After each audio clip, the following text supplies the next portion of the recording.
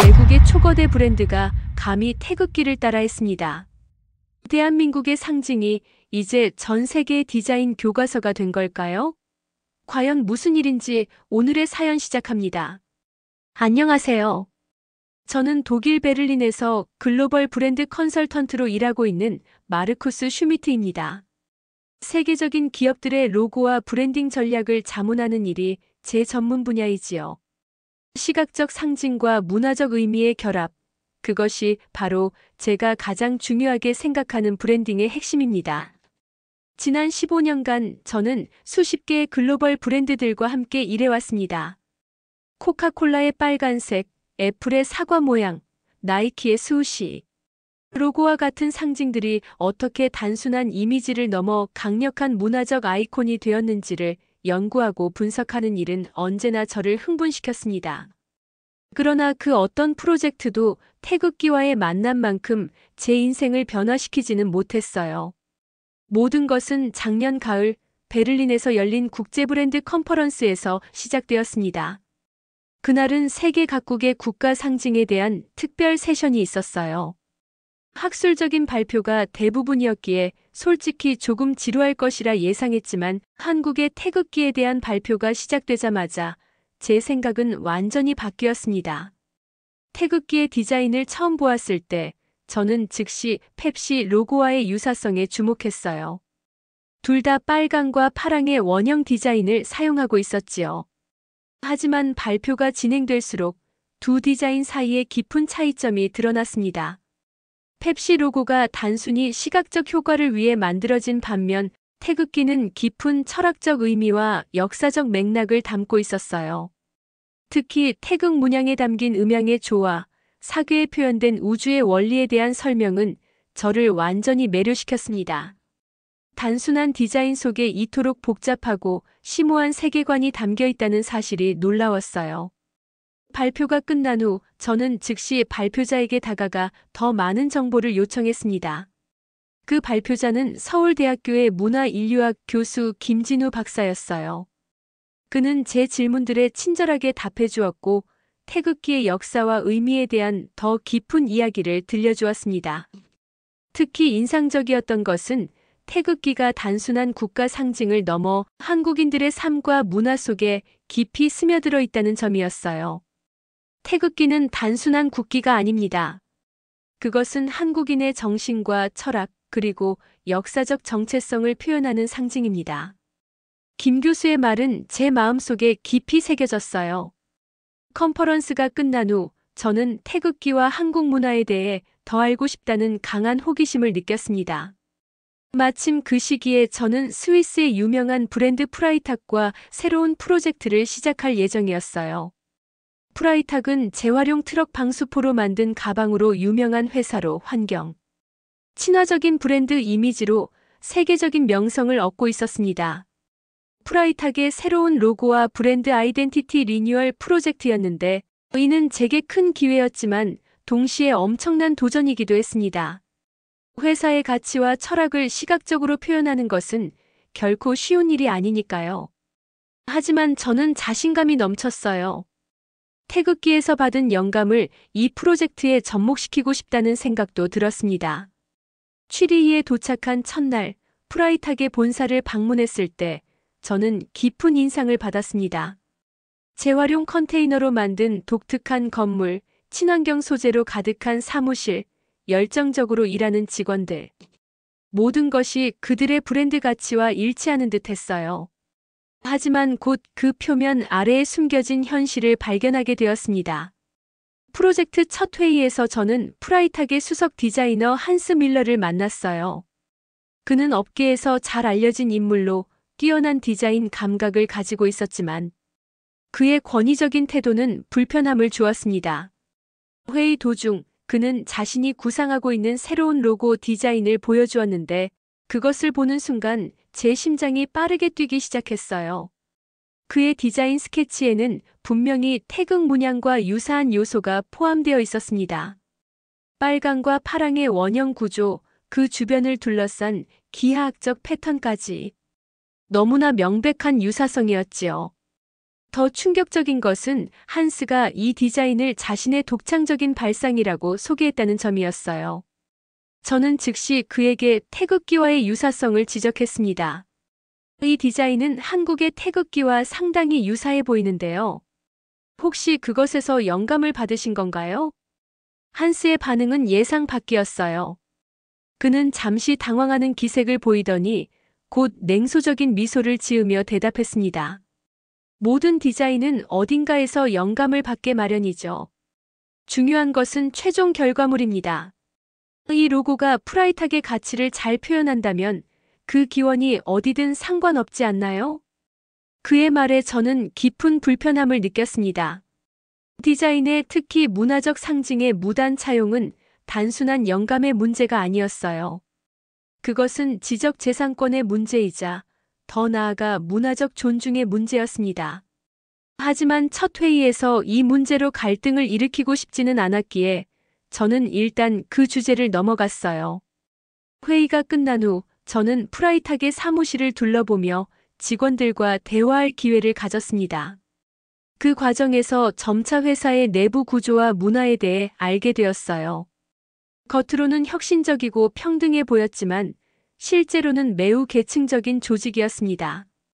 모든 중요한 결정은 소수의 고위 임원들에 의해 이루어졌고 대부분의 직원들은 자신의 창의적인 아이디어를 제대로 표현할 기회조차 갖지 못했어요. 호텔로 돌아오는 길에 저는 깊은 고민에 빠졌습니다. 이 프로젝트를 계속해야 할지 아니면 윤리적인 이유로 중단해야 할지 결정하기 어려웠어요. 한편으로는 프라이탁과의 협업이 제 경력의 중요한 이정표가 될 수 있었지만 다른 한편으로는 그들의 방식과 가치관이 제가 믿는 것과 충돌했습니다. 깊은 생각 끝에 저는 일단 프로젝트를 계속하기로 했습니다. 하지만 동시에 태극기와 한국 문화에 대해 더 깊이 이해하고 싶다는 열망도 커졌어요. 그래서 즉시 한국 방문 계획을 세우기 시작했습니다. 아마도 직접 한국을 경험하면 이 복잡한 상황에 대한 더 명확한 통찰을 얻을 수 있을 것이라 생각했어요. 그날 밤 저는 김진우 교수에게 이메일을 보내 조언을 구했습니다. 그리고 프라이탁 프로젝트와 병행하여 한국 문화에 대한 연구를 시작했어요. 그때는 몰랐지만 이 결정이 제 인생을 완전히 바꿔놓게 될 줄은요. 프라이탁 프로젝트를 진행하면서 저는 회사의 내부 구조와 문화에 대해 더 많은 것을 알게 되었습니다. 겉으로는 혁신적이고 환경 친화적인 이미지를 내세우지만 실제로는 매우 위계적인 피라미드 구조로 운영되고 있었어요. 모든 중요한 결정은 상위 계층에 의해 이루어졌고 일반 직원들의 의견은 거의 반영되지 않았습니다. 특히 수석 디자이너 한스 밀러의 독단적인 행동은 점점 더 문제가 되어갔어요. 그는 자신의 태극기 모방 디자인을 계속 밀어붙이며 다른 디자이너들의 아이디어는 무시했습니다. 어느 날 회의 중 젊은 디자이너 한 명이 문화적 차용에 대한 우려를 제기했을 때 한스는 공개적으로 그를 비웃었어요. 너무 예민하게 반응하지 마세요. 비즈니스에서는 결과가 중요한 겁니다. 이런 상황에서 저는 내적 갈등을 겪었습니다. 프로젝트를 그만두고 싶었지만 계약은 이미 체결된 상태였고 중도 포기는 제 직업적 평판에 큰 타격을 줄 수 있었어요. 그래서 저는 두 가지 결정을 내렸습니다. 첫째, 프로젝트를 완수하되 윤리적 기준을 타협하지 않겠다는 것.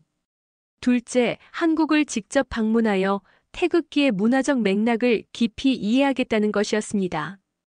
김진우 교수의 도움으로 서울 방문 일정을 잡았어요. 2주 후 출발 예정이었기에 그때까지 프라이탁 프로젝트는 계속 진행했습니다.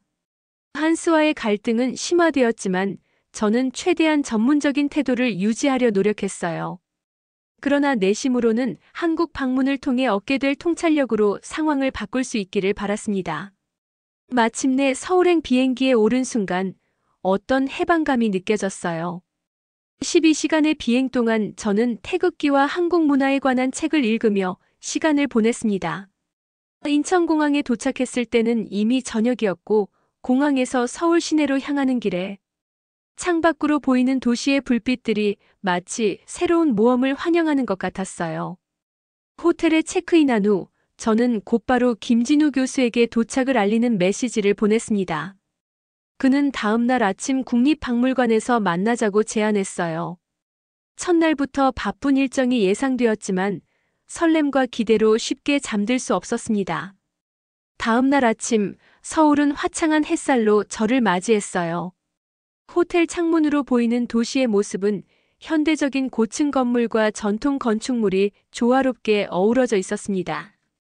김 교수를 만나기 위해 국립박물관으로 향하는 길에 저는 서울의 활기찬 거리와 사람들의 에너지에 압도되었어요. 국립박물관에서 김 교수는 저를 따뜻하게 맞이했습니다. 그는 저를 위해 특별한 전시 투어를 준비해 놓았더군요. 태극기의 역사와 의미를 이해하려면 먼저 한국의 역사와 철학적 배경을 알아야 합니다. 라고 말하며 투어를 시작했어요. 그날 하루 동안 저는 한국의 고대 역사부터 현대까지의 긴 여정을 따라가며 태극기의 발전 과정을 배웠습니다. 특히 음양사상과 사괴의 철학적 의미에 대한 설명은 매우 인상적이었어요. 태극 문양이 단순한 디자인이 아니라 우주의 조화와 균형에 대한 깊은 이해를 담고 있다는 사실을 깨달았습니다. 태극은 음과 양의 조화를 나타냅니다. 이것은 대립이 아니라 상호 보완적인 관계입니다. 하나가 없으면 다른 하나도 존재할 수 없지요.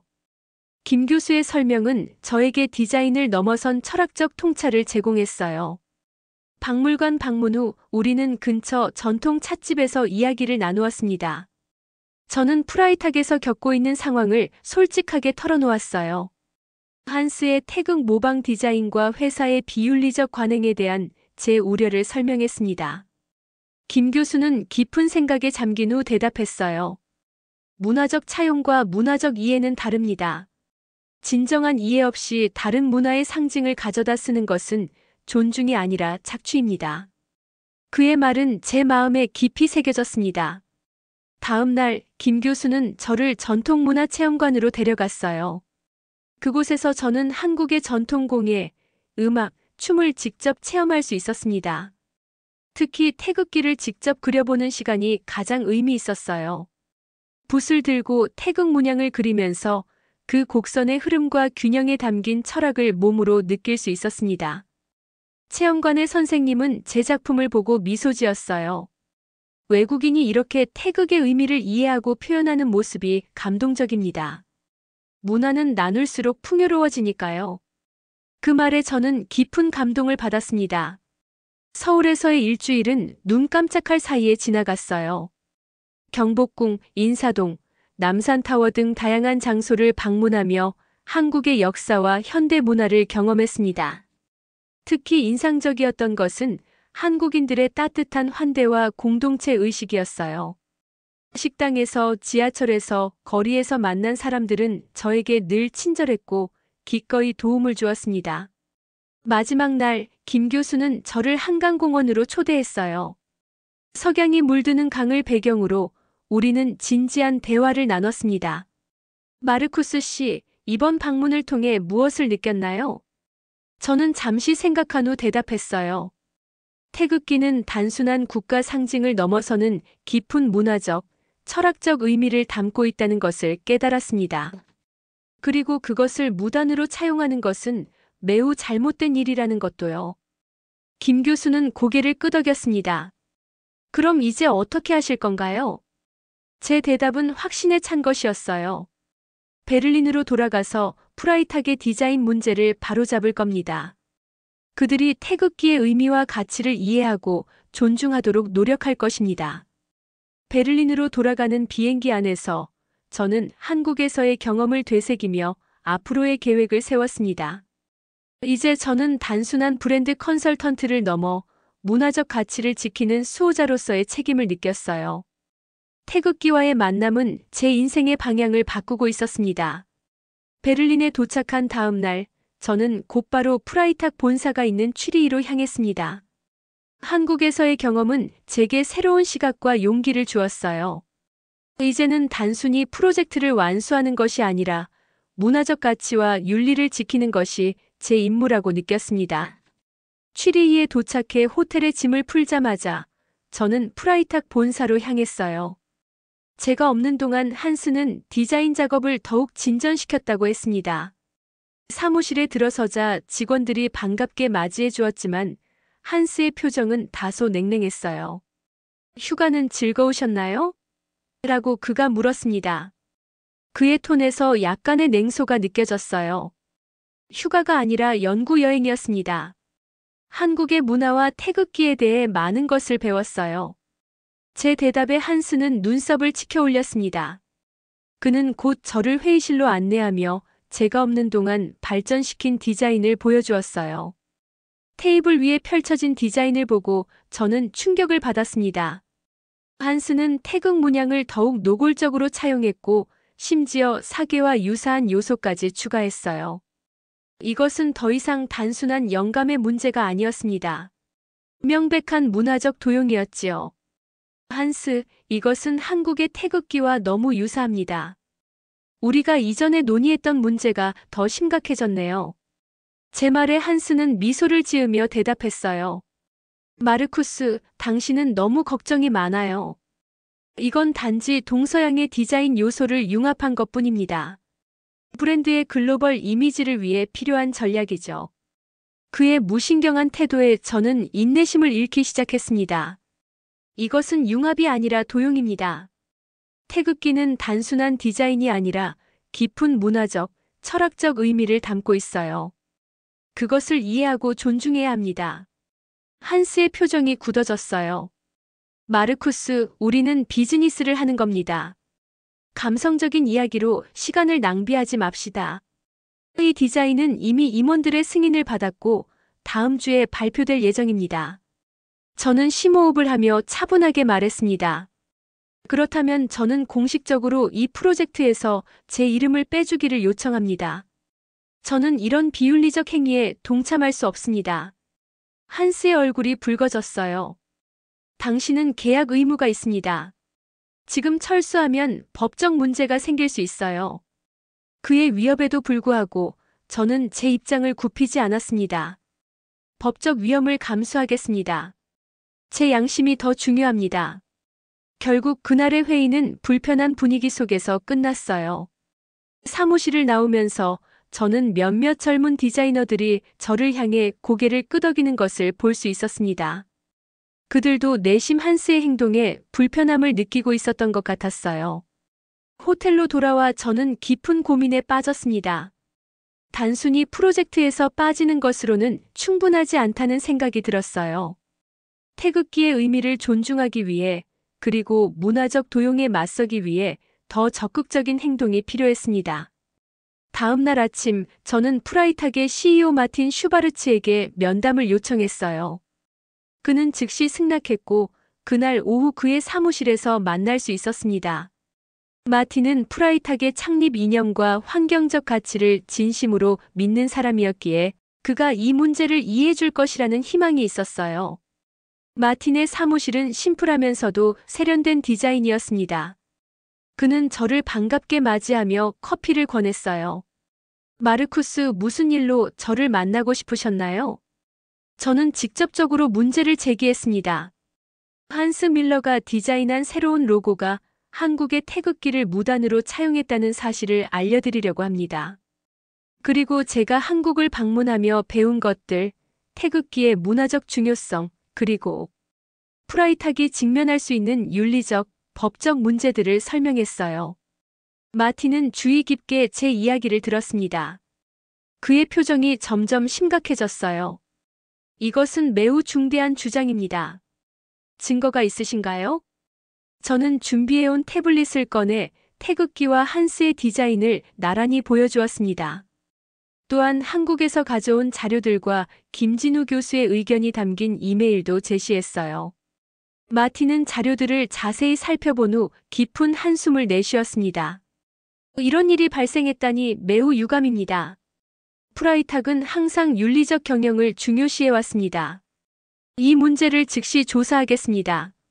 마틴의 반응은 진지했고 그것이 제게 약간의 안도감을 주었어요. 그러나 다음 날 상황은 예상치 못한 방향으로 전개되었습니다.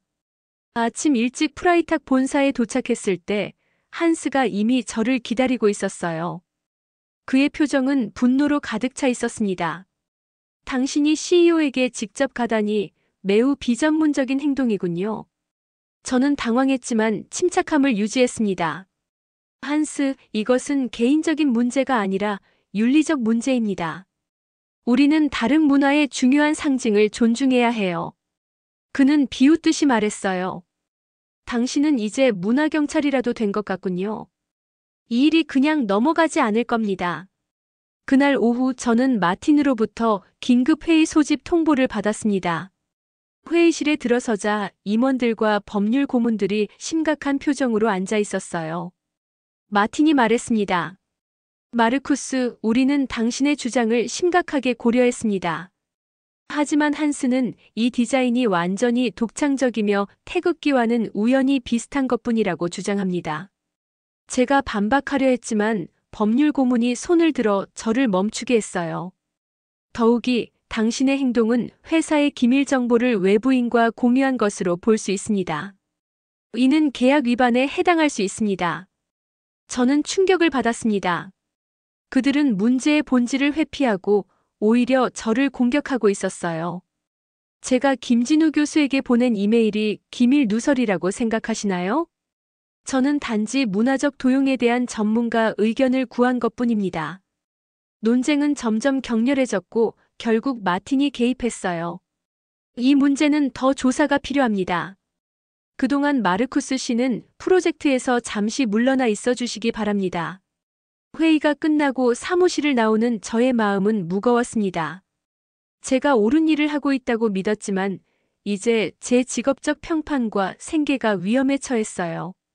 그날 밤 호텔방에서 저는 김진우 교수에게 상황을 설명하는 이메일을 보냈습니다. 또한 법적 조언을 구하기 위해 베를린의 제 변호사에게도 연락했어요. 김진우 교수의 회신은 매우 빠르게 도착했습니다. 그는 저의 상황을 이해하고 도움을 주겠다고 약속했어요. 문화적 도용에 맞서는 것은 쉽지 않은 싸움입니다. 하지만 당신은 옳은 일을 하고 있습니다.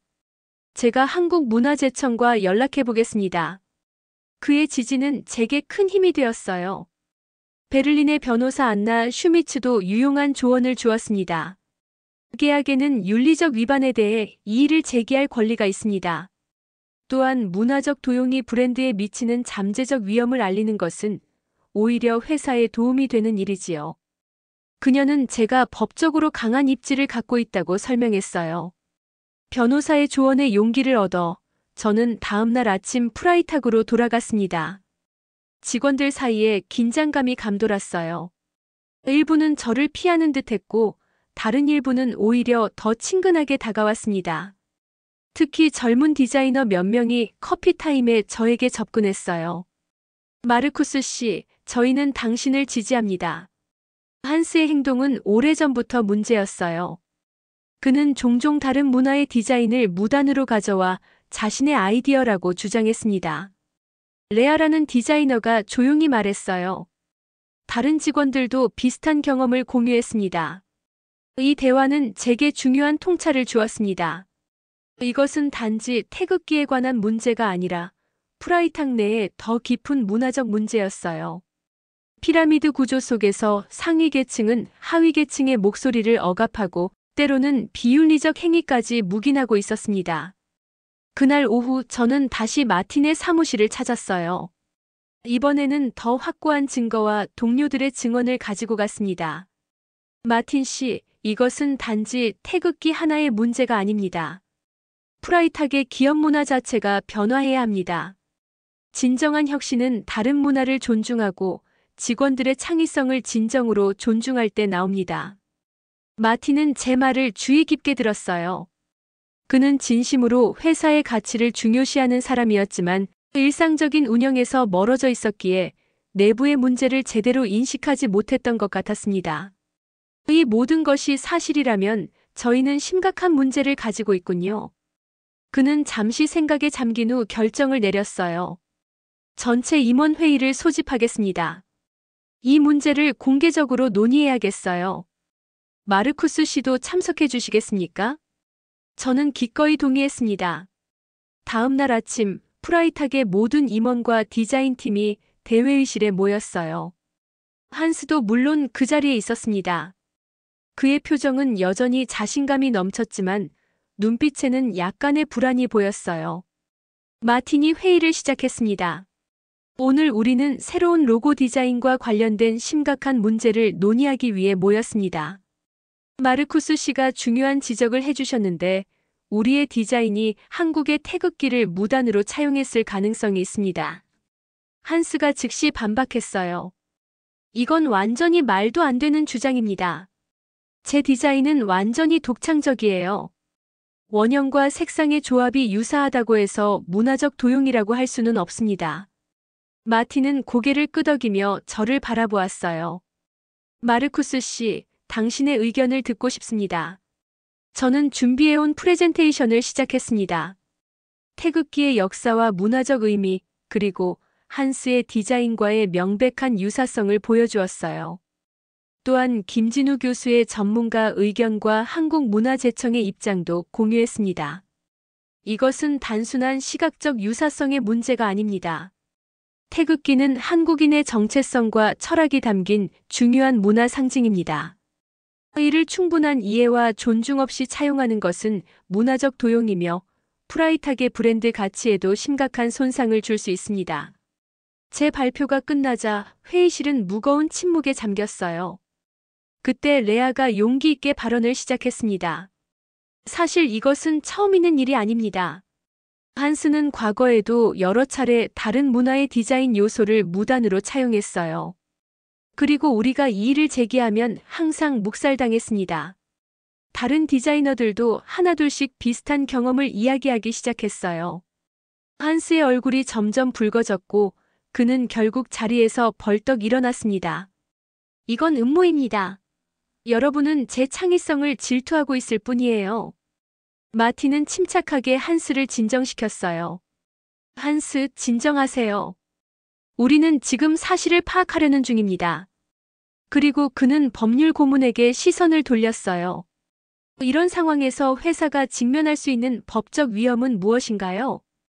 법률 고문은 심각한 표정으로 답했습니다. 문화적 도용으로 인한 브랜드 이미지 손상, 지적 재산권 침해, 소송 가능성, 그리고 한국 시장에서의 잠재적 불매 운동 등 다양한 위험이 있습니다. 특히 한국은 프라이탁의 중요한 아시아 시장 중 하나이기 때문에 상당한 경제적 손실도 예상됩니다. 마틴의 표정이 더욱 심각해졌어요. 그는 잠시 생각한 후 결정을 내렸습니다. 새 로고 디자인 프로젝트는 즉시 중단합니다. 태극기에서 영감을 받은 모든 요소는 완전히 제거되어야 합니다. 그리고 한스, 당신과는 별도로 대화를 나누고 싶습니다. 회의가 끝난 후 많은 직원들이 저에게 감사를 표했어요. 그들은 오랫동안 목소리를 내고 싶었지만 두려움 때문에 침묵해왔다고 했습니다. 제가 문제를 공론화한 것이 그들에게 용기를 주었던 거죠. 그날 저녁 마틴이 저를 저녁 식사에 초대했습니다.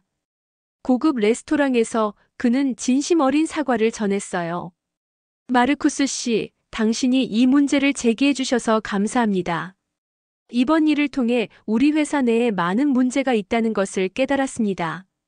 프라이탁은 환경적 가치를 중요시하지만 문화적 다양성과 내부 소통에는 소홀했던 것 같아요.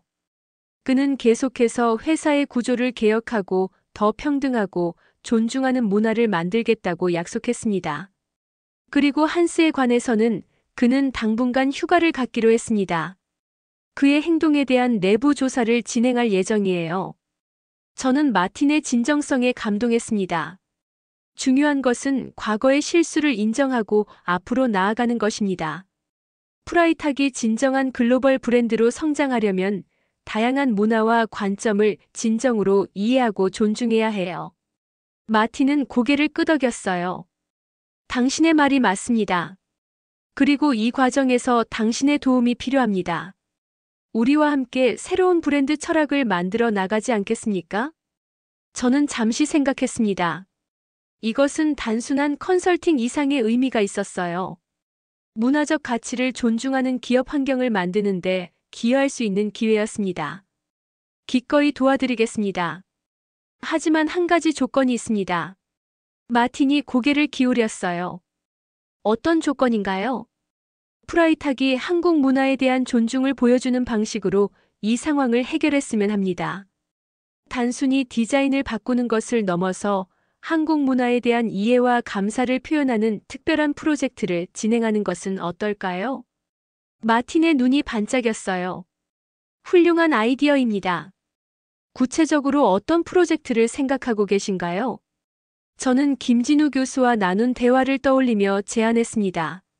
한국의 전통 공예 기술과 프라이탁의 재활용 철학을 결합한 특별 컬렉션은 어떨까요? 이를 통해 문화적 교류와 상호 존중을 보여줄 수 있을 것입니다. 마틴은 즉시 동의했어요. 완벽합니다. 내일부터 바로 이 프로젝트를 시작하겠습니다. 호텔로 돌아오는 길에 저는 가슴이 벅차올랐습니다.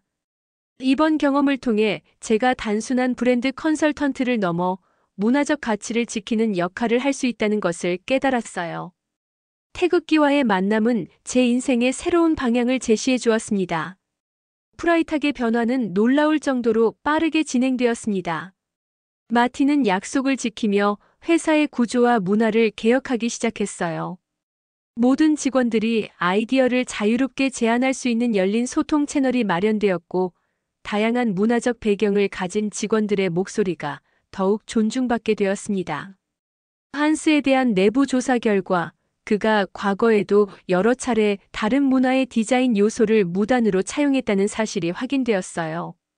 결국 그는 회사를 떠나기로 결정했고, 새로운 크리에이티브 디렉터로는 다문화적 감각이 뛰어난 마리아 헤르난데스가 임명되었습니다. 저는 프라이탁과 함께 문화의 다리 프로젝트를 시작했어요. 이 프로젝트는 한국의 전통 공예 기술과 프라이탁의 재활용 철학을 결합한 특별 컬렉션을 만드는 것이었습니다.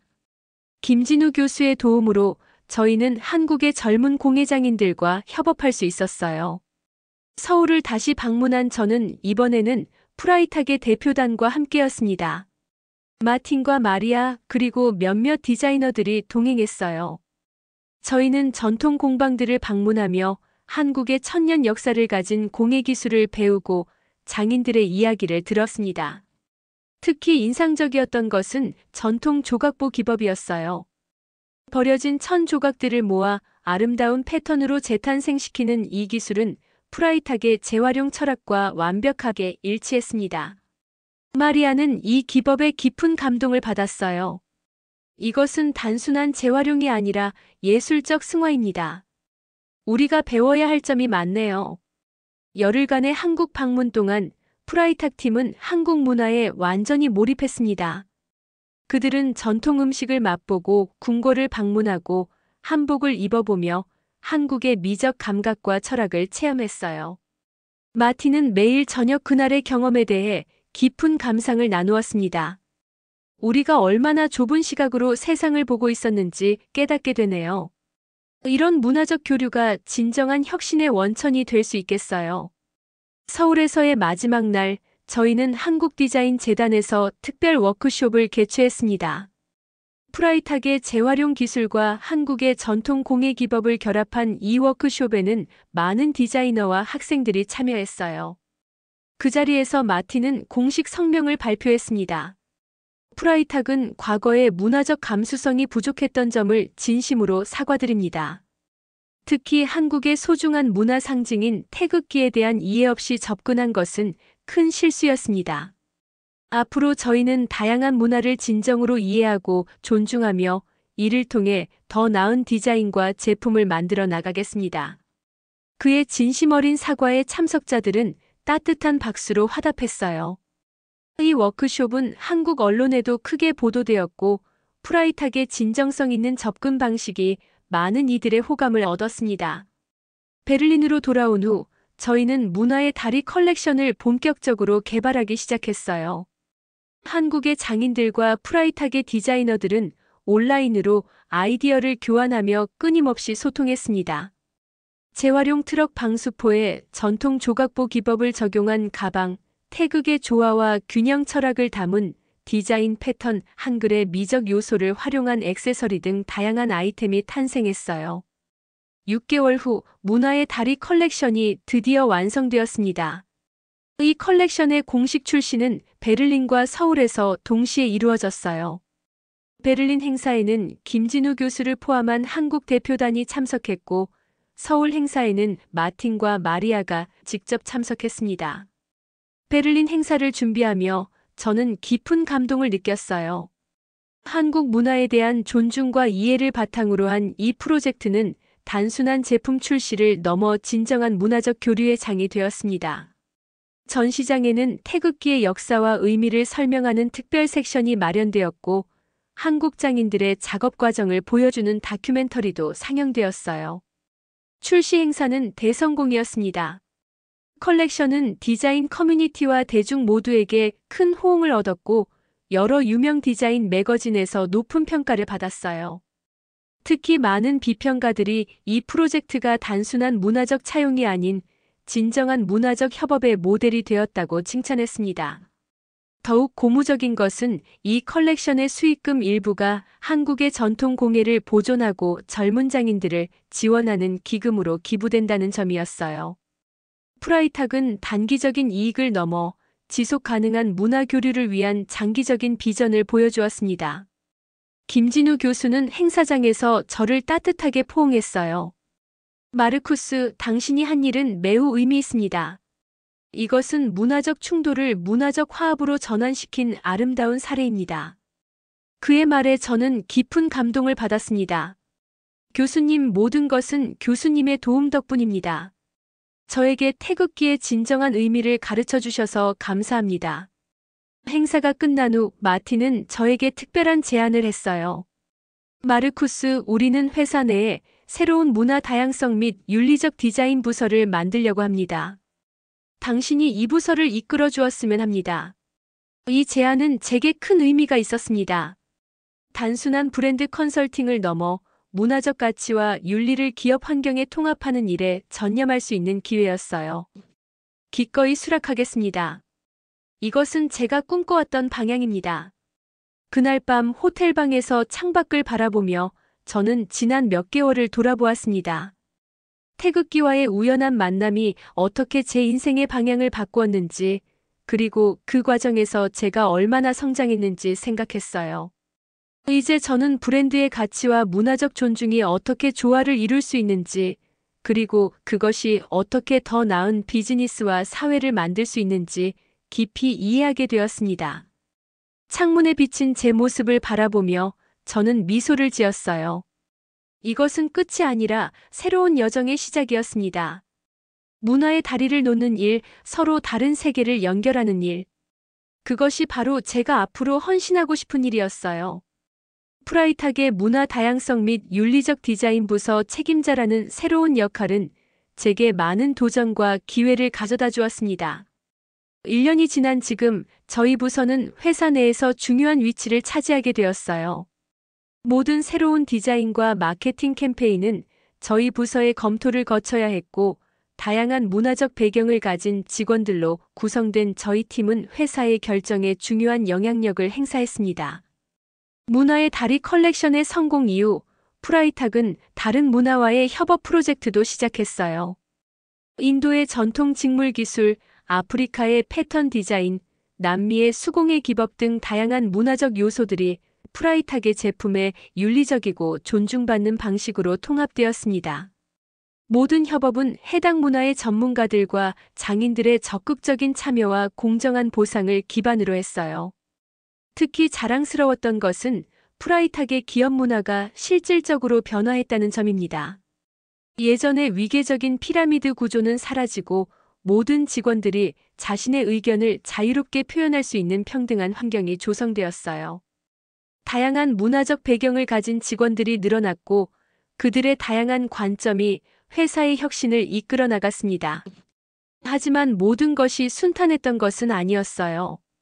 일부 전통적인 경영진들은 이러한 변화에 저항했고 시장에서의 즉각적인 성과를 요구하는 목소리도 있었습니다.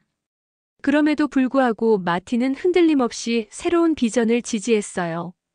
진정한 혁신과 지속 가능한 성장은 문화적 다양성과 윤리적 가치에서 비롯됩니다. 우리는 단기적인 이익이 아니라 장기적인 가치를 추구합니다. 김진우 교수와의 연결도 더욱 깊어졌습니다.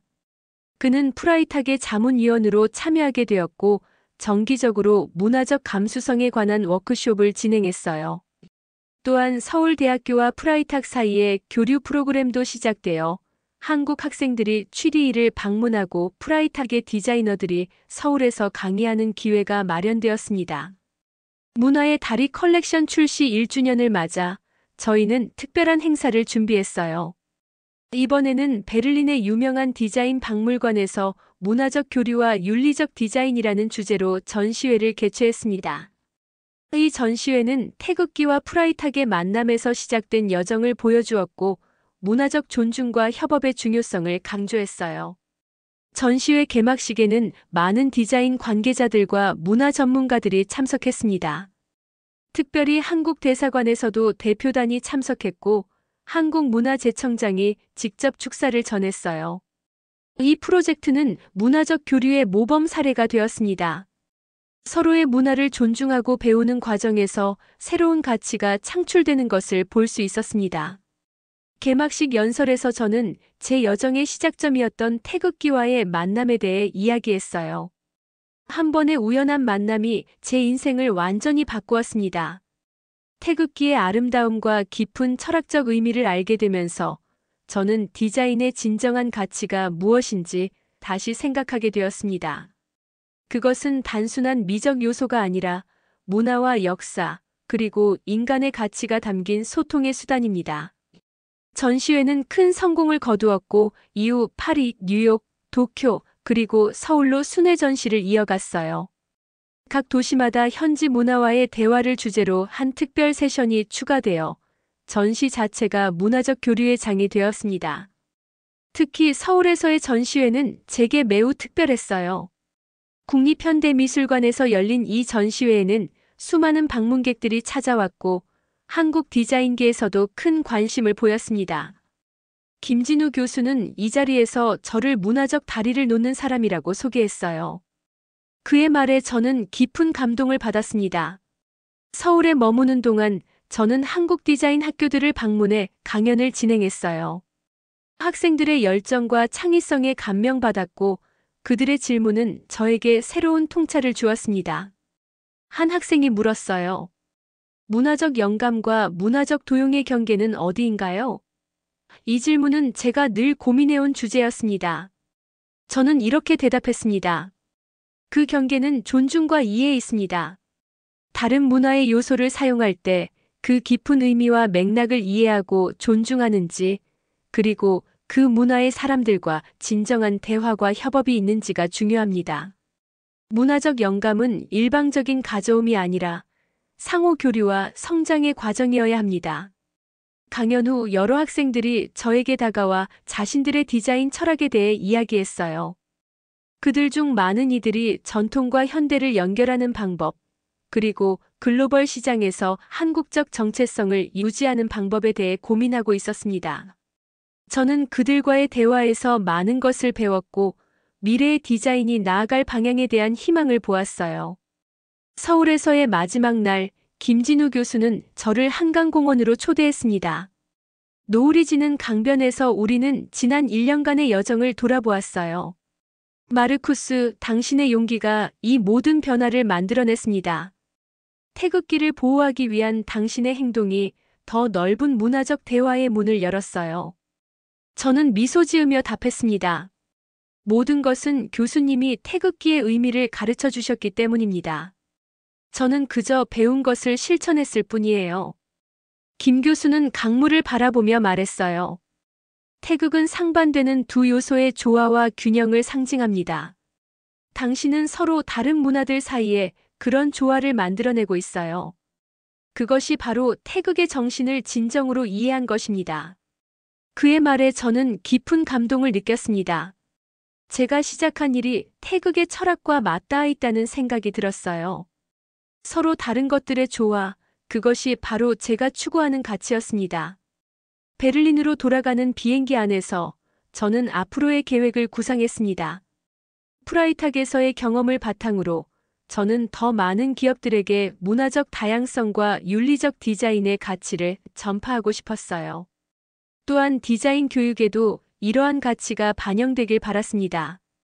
창밖으로 보이는 구름 위로 떠오르는 태양을 바라보며 저는 희망찬 미래를 꿈꾸었습니다. 태극기와의 만남이 제 인생에 가져온 변화는 이제 더 넓은 세계로 퍼져나가고 있었어요. 그리고 그 여정은 계속될 것입니다. 베를린으로 돌아온 후 저는 제 경험을 더 널리 나누기 위한 책을 쓰기 시작했습니다. 태극에서 배운 디자인 철학이라는 제목의 이 책은 제가 태극기를 통해 깨달은 문화적 존중과 윤리적 디자인에 관한 이야기였어요. 매일 아침 일을 시작하기 전 2시간을 책 집필에 할애했고 6개월 후 원고를 완성할 수 있었습니다. 그 사이 프라이탁은 더욱 혁신적인 기업으로 변모했어요. 문화 다양성 및 윤리적 디자인 부서는 회사의 핵심 부서로 자리 잡았고 모든 중요한 결정에 참여하게 되었습니다. 우리의 접근 방식은 업계의 주목을 받았고 다른 기업들도 유사한 부서를 설립하기 시작했어요. 특히 고무적이었던 것은 이전에 프라이탁을 떠났던 한스 밀러가 저에게 연락을 해온 일이었습니다. 그는 자신의 과거 행동을 깊이 반성했고 문화적 도용의 문제점을 이해하게 되었다고 말했어요. 마르쿠스, 당신의 용기 덕분에 저는 중요한 교훈을 배웠습니다. 이제 저도 문화적 존중을 기반으로 한 디자인을 추구하고 있어요. 그의 진정성 있는 사과와 변화에 저는 감동했습니다. 우리는 커피를 마시며 긴 대화를 나누었고 이후에도 정기적으로 만나 디자인 윤리에 대해 토론했어요. 한스의 변화는 제게 큰 희망을 주었습니다. 사람들의 인식과 태도는 분명히 변할 수 있고 그 변화가 더 넓은 변화를 이끌어낼 수 있다는 것을 보여주었기 때문이었어요. 제 책이 출판되던 날 베를린의 유명한 서점에서 출판 기념회가 열렸습니다. 프라이탁의 동료들, 디자인 업계 관계자들, 그리고 문화 전문가들이 참석한 이 행사에서 저는 제 여정을 나누었어요. 태극기와의 만남은 제게 디자인의 진정한 의미를 가르쳐 주었습니다. 그것은 단순한 시각적 요소가 아니라 문화와 철학, 그리고 인간의 가치가 담긴 소통의 수단입니다. 책은 예상을 뛰어넘는 성공을 거두었어요. 디자인 분야에서는 물론 비즈니스와 문화 교류 분야에서도 큰 관심을 받았습니다. 특히 한국에서의 반응이 뜨거워 출판 한 달 만에 한국어 번역본이 출간되었어요. 김진우 교수는 한국어판 서문을 직접 써주셨고 한국 미디어에서도 많은 관심을 보였습니다. 책의 성공으로 저는 여러 국제 컨퍼런스와 대학에서 강연 요청을 받기 시작했어요. 런던, 파리, 뉴욕, 도쿄, 서울 등을 오가며 문화적 존중과 윤리적 디자인의 메시지를 전파했습니다. 제 이야기는 많은 이들, 특히 젊은 디자이너들에게 영감을 주었어요. 한 강연에서 젊은 디자이너가 물었습니다. 글로벌 시장에서 성공하면서도 문화적 도용을 피하는 방법은 무엇인가요? 저는 이렇게 대답했어요. 진정한 성공은 단기적인 이익이 아니라 지속 가능한 가치 창출에 있습니다. 다른 문화에서 영감을 얻을 때는 깊은 이해와 존중, 그리고 공정한 협업이 필요합니다. 그것이 진정한 창의성과 혁신의 원천이 됩니다. 프라이탁에서의 성공 사례를 바탕으로 저는 문화적 다리 재단을 설립했습니다. 이 재단은 다양한 문화 간의 윤리적 협업을 촉진하고 전통 공예와 현대 디자인의 만남을 지원하는 것을 목표로 했어요. 특히 위험에 처한 전통 공예 기술을 보존하고 젊은 장인들을 지원하는 프로그램을 운영했습니다. 재단의 첫 번째 프로젝트는 한국의 전통 공예 장인들과 유럽의 젊은 디자이너들을 연결하는 교류 프로그램이었어요.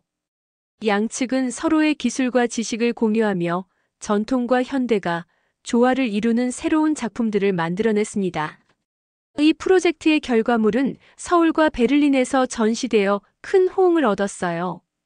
재단 활동이 확대되면서 저는 프라이탁에서의 전임 역할을 그만두고 재단 운영에 더 많은 시간을 할애하기로 결정했습니다. 마틴은 제 결정을 아쉬워했지만 이해해 주었어요. 당신이 시작한 변화는 프라이탁에 깊이 뿌리내렸습니다. 이제 그 가치를 더 넓은 세계로 전파할 시간입니다. 재단 활동 중 가장 보람찼던 순간은 유네스코와 협력하여 문화적 존중을 위한 디자인 윤리 가이드라인을 개발한 것이었습니다. 이 가이드라인은 디자이너와 기업들이 다른 문화의 요소를 어떻게 윤리적으로 접근하고 활용할 수 있는지에 대한 구체적인 지침을 제공했어요. 전 세계 수백 개의 기업과 디자인 학교가 이 가이드라인을 채택했고, 이는 중요한 산업 표준이 되었습니다. 특히 자랑스러웠던 것은 한스 밀러가 이 가이드라인 개발에 자문위원으로 참여했다는 점이었어요. 그는 자신의 과거 경험을 바탕으로 문화적 도용의 위험성과 예방법에 대한 중요한 통찰을 제공했습니다. 적대적 관계였던 우리가 이제는 같은 가치를 위해 협력하게 된 것이 믿기지 않았어요. 유네스코 본부에서 열린 가이드라인 공식 발표회에서 문화 담당 부총장은 이렇게 말했습니다. 이 가이드라인은 문화적 다양성을 존중하면서도 창의적 교류를 촉진하는 중요한 도구가 될 것입니다. 마르쿠스 슈미트와 그의 재단이 이루어낸 성과에 깊은 감사를 표합니다. 그 자리에 함께했던 김진우 교수는 제 어깨를 두드리며 말했어요. 태극기에서 시작된 작은 물결이 이제 세계적인 파도가 되었군요. 문화적 존중이라는 가치가 이렇게 널리 퍼질 수 있다는 것을 보여주셨습니다. 저는 깊은 감동과 함께 대답했습니다. 교수님, 모든 것은 교수님이 태극기의 의미를 알려주셨기에 가능했습니다. 저는 그저 그 가르침을 실천했을 뿐입니다. 발표회 후 저는 유네스코 정원에서 잠시 홀로 시간을 보냈어요. 베를린 컨퍼런스에서 태극기를 처음 본 순간부터 지금까지의 여정을 돌아보며 깊은 감사함을 느꼈습니다. 하나의 문화적 상징이 제 인생을 이렇게 크게 변화시키고 그 변화가 더 넓은 세상에 영향을 미칠 수 있다는 사실이 놀라웠어요. 저는 하늘을 바라보며 마음속으로 다짐했습니다. 앞으로도 계속해서 문화적 다리를 놓고 서로 다른 세계를 연결하는 일에 헌신하겠다고. 그리고 태극의 철학처럼 서로 다른 요소들이 조화롭게 공존하는 세상을 만들어가는데 기여하겠다고. 그날 밤 호텔방에서 저는 다음 프로젝트에 대한 구상을 시작했습니다. 더 많은 문화적 다리를 놓을 준비가 되어 있었어요. 그리고 그 모든 여정의 시작점에는 항상 태극기가 있을 것입니다. 태극기와의 만남에서 시작된 저의 여정은 이제 3년이 지났습니다. 문화적 다리 재단은 전 세계에서 인정받는 단체로 성장했고, 문화적 존중과 윤리적 디자인의 가치는 디자인 업계뿐만 아니라 여러 산업 분야로 확산되었어요. 이제 저는 베를린과 서울을 오가며 일하고 있으며 양쪽 도시에 모두 작은 아파트를 마련했습니다. 작년에는 제 첫 책의 후속작 문화의 다리를 놓다가 출간되었어요.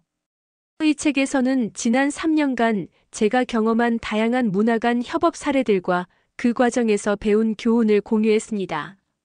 책은 30개 언어로 번역되었고 하버드 비즈니스 스쿨과 같은 유명 대학에서 교재로 사용되기 시작했어요. 재단의 활동도 더욱 확대되었습니다. 이제 우리는 한국뿐만 아니라 일본, 중국, 인도, 아프리카 여러 국가, 남미 등 전 세계의 다양한 문화권과 협업하고 있어요. 특히 자랑스러운 것은 디자인 외교 프로그램으로 정치적으로 갈등 관계에 있는 국가들의 디자이너와 장인들을 연결하여 문화적 대화와 이해를 촉진하는 것이었습니다. 프라이탁은 계속해서 윤리적 디자인의 선두주자로 자리매김했어요. 문화의 다리 컬렉션은 회사의 상징적인 라인이 되었고, 이제 프라이탁은 단순한 가방 브랜드를 넘어 문화적 가치를 중시하는 글로벌 라이프스타일 브랜드로 발전했습니다. 마틴과는 여전히 가까운 친구이자 협력자로 지내고 있어요.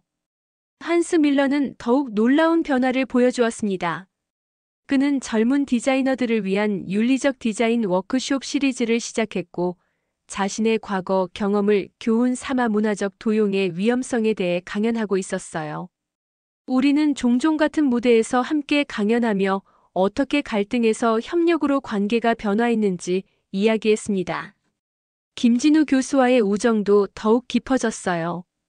그는 재단의 자문위원장으로 활동하며 중요한 지침을 제공해 주었고, 저는 그의 지혜와 통찰력에 항상 감사했습니다. 작년에는 그의 초청으로 서울대학교에서 한 학기 동안 특별 강의를 진행하기도 했어요. 오늘은 특별한 날입니다. 서울에서 태극의 조화 동서양 디자인의 만남 전시회 개막식이 열리는 날이에요. 이 전시회는 태극기에서 영감을 받아 발전된 다양한 디자인 프로젝트와 협업 사례들을 보여주는 대규모 행사입니다. 한국 정부와 문화재청, 그리고 우리 재단이 공동으로 주최했어요. 전시장에 들어서자 많은 사람들이 이미 모여 있었습니다. 디자이너와 예술가들, 학생들, 그리고 일반 관람객들이 전시물들을 열심히 관람하고 있었어요. 입구에는 큰 태극 문양이 전시되어 있었고, 그 주변으로 태극의 철학에 대한 설명과 함께 다양한 문화적 해석들이 소개되었습니다. 전시회의 중심 섹션은 문화의 다리 프로젝트들을 보여주었어요. 한국의 전통 공예와 유럽의 현대 디자인이 만나 탄생한 작품들, 태극의 음양 철학을 다양한 문화적 맥락에서 재해석한 디자인들, 그리고 프라이탁과의 협업 결과물들이 전시되었습니다. 특별히 감동적이었던 것은 새로운 세대의 태극 섹션이었어요. 이곳에는 한국과 세계 각국의 젊은 디자이너들이 태극의 철학을 현대적으로 재해석한 작품들이 전시되었습니다. 그들의 신선하고 혁신적인 접근 방식은 태극의 가치가 어떻게 다음 세대로 이어지고 있는지 보여주었어요. 개막식에서 저는 짧은 연설을 했습니다. 3년 전 베를린의 한 컨퍼런스에서 태극기를 처음 보았을 때 저는 그것이 제 인생을 이렇게 완전히 바꿔놓을 줄 몰랐습니다.